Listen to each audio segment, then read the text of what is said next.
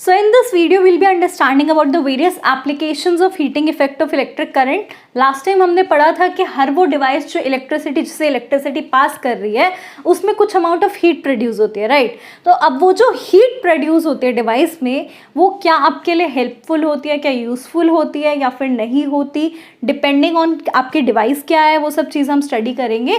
तो 3 चीज़ें हम स्टडी करेंगे इन एप्लीकेशंस में। First is electric toasters, electric heater and electric iron. जो आप प्रेस यूज़ करते हो घर पे, वहाँ पे ये जो हीटिंग इफेक्ट है, जो हीट प्रोड्यूस हुई है इलेक्ट्रिक करंट से, वहाँ उसका क्या यूज़ होता है वो हम देखेंगे। ऐसे ही इलेक्ट्रिक बल्ब में इस चीज़ का क्या यूज़ होता है, हीट जो प्रोड्यूस होती है।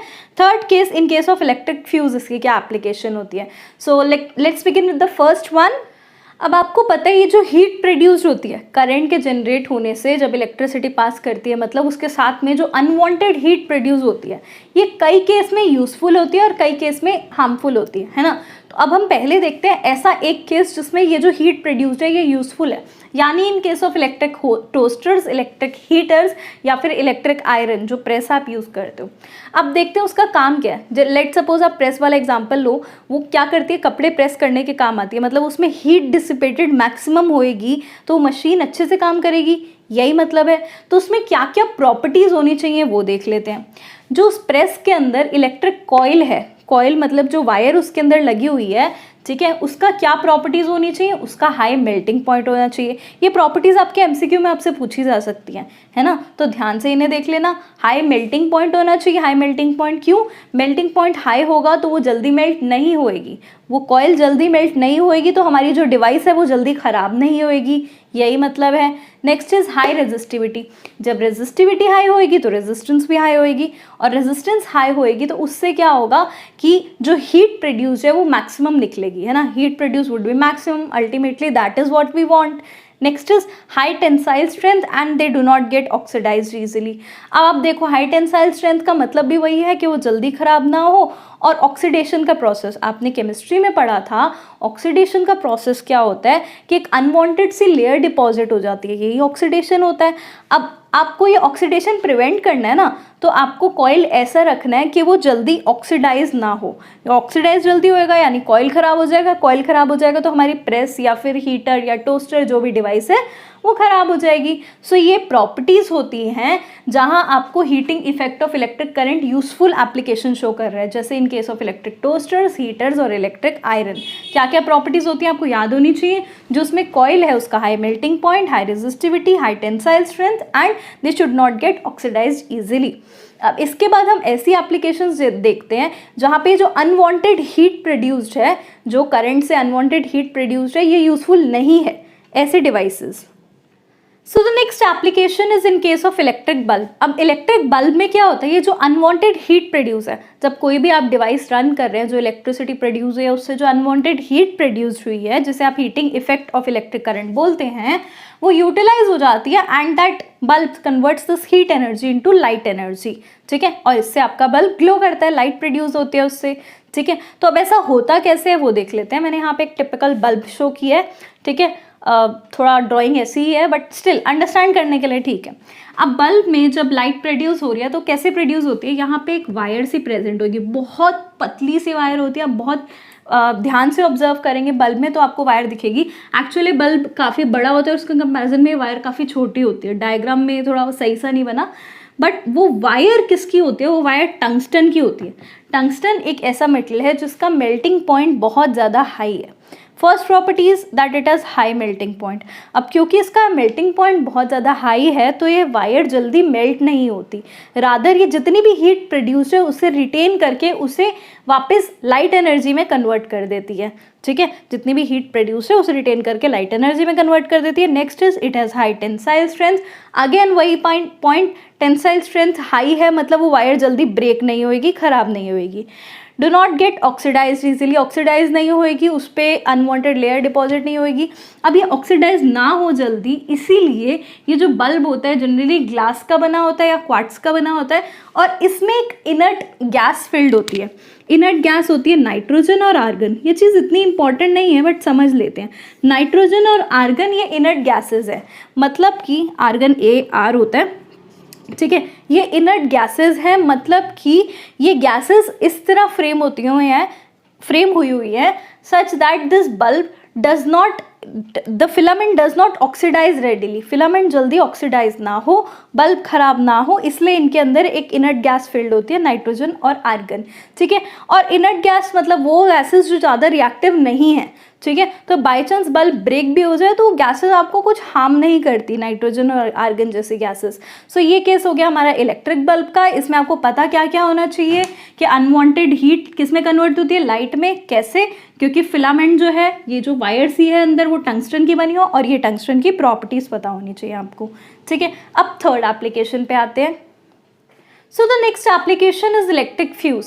अब इलेक्ट्रिक फ्यूज क्या है वो समझने के लिए आपको ये इमेजिन करना होगा, पहले क्या होता था, हर घर में जो रूम का स्विच बोर्ड है उसी में फ्यूज एडजस्टेड होता था। अब धीरे धीरे एडवांस सेटिंग्स ऐसी आ रही है कि हर घर में एक अलग से पोजीशन होती है जहाँ सारे फ्यूजेस कनेक्टेड होते हैं, जिसे आप MCB बोलते हैं। ठीक है, आपने वर्ड सुना होगा MCB। काफ़ी बार ये कहते हैं कि जाके देखो MCB डाउन हो गया, यानी MCB का जो स्विच होता है वो नीचे की तरफ हो जाता है, आपको वापस ऊपर करना पड़ता है।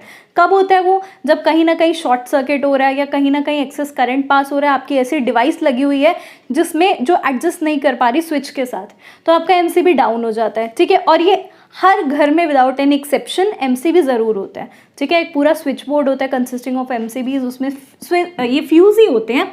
क्या समझते हैं फ्यूज़ होता क्या? इट्स अ सेफ्टी डिवाइस, ये एक सेफ्टी डिवाइस है। होता क्या है, when excess of current passes, जब बहुत ज़्यादा करंट पास कर रहे हैं किसी सर्किट से, it melts and breaks the circuit, वो मेल्ट हो जाता है और सर्किट ब्रेक हो जाता है। समझने के लिए मैंने यहाँ पे एक सर्किट डायग्राम बनाया consisting of a battery, a switch, a resistor, या फिर आप कोई बल्ब भी ले सकते हैं, कुछ भी ले सकते हैं, कोई भी डिवाइस है यहाँ। और यहाँ पे मैंने फ्यूज़ को शो किया। सिंबल ये नहीं होता, मैंने सिर्फ बताने के लिए फ्यूज़ को F से शो किया है। ठीक है, अब समझते हैं होगा क्या यहाँ पे। फ्यूज सीरीज में कनेक्टेड है, always fuse is connected in series. काफ़ी बार ये वाला क्वेश्चन आ जाता है, why fuse is connected in series, आज समझ जाएंगे आप। होगा क्या, यहाँ पे करंट, लेट सपोज हमारी डिवाइस है वो 5 एम्पियर करंट लेती है, लेकिन सर्किट से जो पीछे से करंट आ रहा है वो लेट सपोज 7 एम्पियर का करंट फ्लो कर रहा है। अब ज़्यादा करंट पास कर रहा है सर्किट से, तो पॉसिबिलिटी है कि डिवाइस हमारी डैमेज हो जाए। ठीक है, तो क्या करेगा, फ्यूज़ का काम क्या है, फ्यूज़ जैसे ही एक्सेस ऑफ करंट को देखेगा ये मेल्ट डाउन हो जाएगा। जैसे ही ये मेल्ट हुआ हमारा सर्किट ब्रेक हो जाएगा बीच में से। और आपको पता है सीरीज में एक डिसएडवांटेज होती है कि अगर एक डिवाइस मेल्ट हो रही है या वर्क नहीं कर रही तो बाकी सारी डिवाइसेस वर्क नहीं करती है ना। ये डिसएडवांटेज होती है अगर दो चीज़ें सीरीज में कनेक्टेड है। When one device fails the other circuit also fails, पूरा सर्किट में जो करंट फ्लो कर रहा है वो बंद हो जाएगा। तो इससे ये जो डिवाइस है, लेट सपोज ये यहाँ पे R रेजिस्टर की जगह बहुत एक्सपेंसिव से डिवाइस लगी हुई है, ठीक है, वो क्या होगी, वो डिवाइस ख़राब नहीं होएगी। ठीक है, और फ्यूज़ ज़्यादा एक्सपेंसिव नहीं होता, फ्यूज़ अगर ब्रेक भी हो जाए, मेल्ट भी हो जाए, नया फ्यूज़ बहुत ईजी लग जाता है। तो इस तरह हमारी डिवाइस बच गई। तो अब देखते हैं कि फ्यूज़ में क्या क्या चीज़ें होनी चाहिए। फ्यूज़ का हाई रेजिस्टेंस होनी चाहिए। हाई रेजिस्टेंस क्यों होनी चाहिए, जब बहुत ज़्यादा करंट पास करे, करंट और रेजिस्टेंस इन्वर्सली प्रोपोर्शनल है ना, तो करंट उनमें से कम पास करे, है ना, करंट एक्सेस पास कर रहे हैं, आपको पता है I और R इन्वर्सली प्रोपोर्शनल है। रेजिस्टेंस हाई होएगी तो ये मैनेज कर पाएगा, इसमें से कम करंट पास करेगा, अपना करंट जो उसका होगा। Next is it should have low melting point. ध्यान रखना है यहाँ मेल्टिंग पॉइंट लो होना चाहिए। लो, पहले जो हमने केसेस पढ़े थे उसमें हाई मेल्टिंग पॉइंट था, यहाँ पे लो क्यों होना चाहिए, ताकि जैसे ही एक्सेस ऑफ करंट पास करे ये फ्यूज़ जल्दी से मेल्ट हो जाए, और मेल्ट हो जाए तो मतलब बंद हो जाए, और उसके बाद ये सर्किट ब्रेक हो जाए और हमारी जो डिवाइस है वो बच जाए। तो इसलिए फ्यूज़ की क्या क्या प्रॉपर्टीज़ होनी चाहिए, it should have high resistance and low melting point, ये दो प्रॉपर्टीज़ होनी चाहिए। नेक्स्ट जो इंपॉर्टेंट थिंग है वो ये थी कि that fuse is connected in series, वो मैंने एक्सप्लेन कर दिया कि फ्यूज़ सीरीज में क्यों कनेक्टेड है। सो ये 3 मेजर एप्लीकेशंस थी of heating effect of electric current. इसके अलावा सिर्फ एक और चीज़ बची हुई है, कमर्शियल यूनिट ऑफ एनर्जी, और उससे रिलेटेड क्वेश्चंस, सो वो देख लेते हैं। So the next thing is commercial unit of energy. अब क्या है, जो चीज़ें हमने पहले करी हुई थोड़ा सा वो रिवाइंड कर लेते हैं। पावर जनरली वॉट में लेते हैं हम, है ना, पावर की ऐसा यूनिट वॉट होती है और हायर यूनिट किलोवाट होती है ना। किलोवाट को वॉट में कन्वर्ट करना है तो 1000 से मल्टीप्लाई करेंगे, है ना, जैसे किलोग्राम को ग्राम में कन्वर्ट होता है तो 1000 से मल्टीप्लाई करते हैं ना, तो किलोवाट को वॉट में कन्वर्ट करना है तो 1000 से मल्टीप्लाई करेंगे, ये चीज़ आपको पता है। ठीक है, अब देखो एनर्जी का फॉर्मूला, एनर्जी या फिर हीट डिसिपेटेड का फॉर्मूला एक ही होता है, पावर इनटू टाइम। ठीक है। एनर्जी जनरली जूल्स में होती है, आपको पता है एनर्जी हम जूल में लेते हैं, पावर किस में लेते हैं, वॉट में, टाइम किस में लेते हैं, टाइम की ऐसा यूनिट सेकेंड्स होती है। तो मैं ये बोल सकती हूँ कि joules, 1 joule equal to 1 watt second, ठीक है, क्योंकि पावर वॉट में लेते हैं, टाइम सेकेंड में लेते हैं, तो ये क्या हो गया, वॉट सेकेंड में आपका आंसर आएगा, ठीक है। तो और ये एनर्जी की यूनिट आपको पता है जूल्स होती है, तो 1 joule equal to 1 watt second, इतनी चीज़ क्लियर हो गई यहाँ से। अब समझते हैं, आपके घर पे जब एनर्जी आती है, आपके घर पे जब बिल आता है इलेक्ट्रिसिटी बिल, तो वो किस में आता है, वो ऐसे नहीं लिखा होता है कि आपने इतने जूल्स ऑफ एनर्जी कंज्यूम करी या इतने kilo joules of energy consume करी। आपके घर पे जो बिल आते हैं वो यूनिट्स में आते हैं कि इतने यूनिट एनर्जी कंज्यूम हुई, let suppose 50 unit, 60 units, 5 unit, 10 units. तो जो हमारा बिल आता है वो यूनिट्स के हिसाब से होता है कि कितने यूनिट्स ऑफ एनर्जी कंज्यूम्ड है। तो वो जो यूनिट्स होता है उसका मतलब होता है किलो वॉट आर। जनरली जब बिल आता है वो किलो वॉट आर में आता है। 1 किलो वॉट आर का मतलब होता है 1 यूनिट, ठीक है। आपके घर पे जो बिल आता है, आपने कभी बिल चेक किया होगा इलेक्ट्रिसिटी बिल, तो वो यूनिट्स में होता है, ठीक है। तो यूनिट का मतलब होता है किलो वॉट आर, ठीक है। अब क्या करते हैं हम, किलो वॉट आर को इसकी छोटी टर्म्स में लेते हैं वॉट सेकेंड में, ठीक है। किलो वॉट को वॉट में कन्वर्ट करते हैं, आर्स को सेकेंड में कन्वर्ट करते हैं। कैसे करेंगे, किलो वॉट को वॉट में कन्वर्ट किया तो 1000 होगा, 1000 वॉट्स, ठीक है।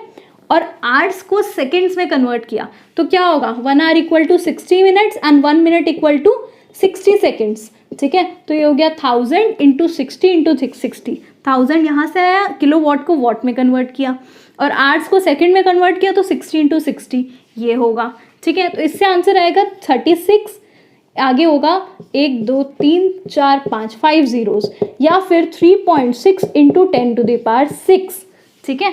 और ये आंसर किस में आएगा, ये वॉट में था और ये सेकेंड्स में, तो वॉट सेकेंड। और आपको पता है वॉट सेकेंड का मतलब क्या है, वॉट सेकेंड मतलब जूल है, तो ये बोल सकते हैं 3.6 into 10 to the power 6 joules, ठीक है। तो ये हमारा रिलेशन आ गया, relation between kilo watt hour and joules, ठीक है। 1 kilo watt hour equal to 3.6 into 10 to the power 6 joules. ये इंटर कन्वर्जन काफ़ी बार हेल्पफुल होती है। क्वेश्चन में आपसे अगर कभी कभार आंसर पूछो that right your answer in the commercial unit of energy, मतलब कि आपसे पूछ रहे हैं आंसर किलो वॉट आर में निकालो, तब ये कन्वर्जन हेल्पफुल होएगी, ठीक है। मैंने डिराइव करके इसलिए दिखाई है ताकि आपको लर्न ना करना पड़ेगा, ठीक है ना, आपको लर्न नहीं करनी पड़ेगी वैल्यू, आप डिराइव करके कभी भी निकाल सकते हैं। सो इससे रिलेटेड एक बार क्वेश्चंस देख लेते हैं। सो क्वेश्चन है हमारा, calculate the monthly bill for a heater of resistance 40 ohm, ठीक है। रेजिस्टेंस दी हुई तो मैं यहाँ आर लिख देती हूँ, आर इक्वल टू 40 ओम, ठीक है, which is use at 220 volt means, मतलब वोल्टेज कितनी है 220 वोल्ट्स। ये चीज़ अभी तक हमें इस यहाँ तक पता चली है। Such that it is use for 5 hours daily, मतलब एक दिन में 5 घंटे यूज होता है, तो टाइम क्या दिया हुआ है 5 hours, ठीक है। अब आगे आपने देखना है, cost of electricity is ₹3.6 per unit. Per unit का मतलब क्या हो गया, अभी मैंने बताया कि इलेक्ट्रिसिटी बिल यूनिट्स में आता है ना, तो पर यूनिट का मतलब है पर किलो वॉट आर, है ना, यही मतलब है kilo watt hour. 1 kilo watt hour की कॉस्ट दी हुई है 3.6 रुपीज़। तो टोटल पहले हम एनर्जी निकाल लें कि टोटल एनर्जी कितनी कंज्यूम हुई है, तो उसके बाद हम कर सकते हैं इससे मल्टीप्लाई कि 1 किलो वॉट आर कि इतने रुपए लगते हैं, 3.6 रुपीज़ लगते हैं, तो टोटल कितने किलोवाट आर यूज़ हुए हैं उस हिसाब से इससे मल्टीप्लाई करेंगे तो आंसर आ जाएगा, ठीक है। अब समझते हैं, आपको बोला हुआ है कि एक हीटर है, ठीक है, एक हीटर एक दिन में 5 घंटे यूज़ होता है, तो 30 दिन में, एक मंथ में 30 डेज होते हैं, तो 30 डेज में कितने टाइम के लिए यूज़ होगा वो निकाल लें, ठीक है। एक दिन में 5 आवर्स के लिए, तो 30 डेज में कितना, 30 से मैं मल्टीप्लाई कर दूँ तो ये होगा 150 आवर्स।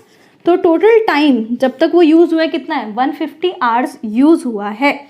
अब क्या करूँ, मेरे को टोटल एनर्जी निकालनी है, तो एनर्जी का फॉर्मूला लगा देती हूँ। एनर्जी का फॉर्मूला होता है पावर इनटू टाइम, ठीक है। अब पावर क्या लिख सकते हैं, मैंने यहाँ तीनों फॉर्मूलेस पावर के लिख दिए हैं जो हमने लास्ट वीडियो में देखे थे। Power equal to I²R, V²/R और VI, ये 3 फॉर्मूलेज हैं। यहाँ R दिया हुआ है और V दिया हुआ है, तो इससे क्या पता चलता है कि ये वाला फॉर्मूला यूज़ होगा, पावर का V²/R फॉर्मूला यूज होएगा। सो एनर्जी इक्वल टू ये होगा पावर V²/R इंटू टाइम, ठीक है। तो V² की आप वैल्यू पुट कर लेंगे 220 इंटू 220 डिवाइडेड बाय आर की वैल्यू कितनी है 40 इंटू टाइम, टाइम कितना है 150 आवर्स, ठीक है 150 आवर्स। सो मैंने सॉल्व कर दिया है, ये आंसर आएगा 181500 वॉट आर, ठीक है ये वॉट्स में आया हुआ है, ठीक है और टाइम आपको आवर्स में दिया हुआ है। अब क्या करना है आपको, कमर्शियल यूनिट मतलब किलो वॉट आवर में निकालना है, वॉट को किलो वॉट में कन्वर्ट करना है तो क्या करूँगी मैं, डिवाइडेड बाय 1000। अब इससे आंसर आया 181.5 किलो वॉट आवर। मतलब कि एक इलेक्ट्रिक हीटर जब एक दिन में 5 घंटे काम किया तो टोटल महीने में उसने कितनी एनर्जी कंज्यूम प्रोड्यूस कर ली, 181.5 किलो वॉट आवर, मतलब इतने यूनिट्स ऑफ एनर्जी कंज्यूम कर ली। अब 1 किलो वॉट आवर की कॉस्ट दी हुई है 3.6, है ना, 1 किलो वॉट आवर की कॉस्ट दी हुई है 3.6, तो टोटल 181.5 किलो वॉट आवर की कॉस्ट आप निकाल लेंगे। कैसे, इसको मल्टीप्लाई कर देंगे 3.6 से, तो 181.5 मल्टीप्लाइड बाय 3.6, इससे आंसर आएगा आपका समवेयर अराउंड 653.4, मैंने निकाल रखा है ये आंसर, तो इससे फाइनल आंसर आएगा 653.4 रुपीज़। इतने रुपए लगेंगे उसके एक महीने के, ठीक है आप सॉल्व करके निकाल सकते हैं, आंसर यही आएगा। ऐसे क्वेश्चंस और प्रैक्टिस कर सकते हैं आप। तो इसी के साथ हमारा चैप्टर खत्म हो गया है। Will be starting with the next chapter after this. Thank you so much, have a nice day.